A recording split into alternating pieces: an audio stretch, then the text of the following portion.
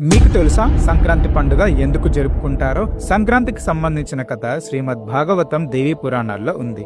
శనిదేవుడు తన తండ్రి అయిన సూర్య భగవానుడిపై పగ పెంచుకుంటాడు. కారణం శనిదేవుని తల్లి ఛాయాదేవి సూర్యుని రెండో భార్య.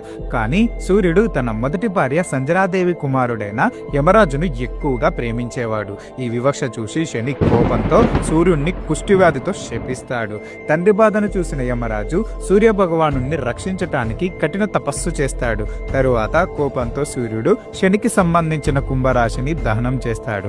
ఆ సమయంలో కుంభరాశి పూర్తిగా అగ్నికి ఆవుతైపోతుంది. కానీ నల్ల నువ్వులు మాత్రమే మిగిలి ఉంటాయి. శని ఆ నల్ల నువ్వులతో సూర్య భగవాను పూజిస్తాడు. శని భక్తితో సంతోషించిన సూర్యుడు శనికి మకర రాశిని బహుమతిగా ఇస్తాడు. అప్పటి నుంచి మకర సంక్రాంతి పండుగ జరుపుకుంటూ వచ్చారు.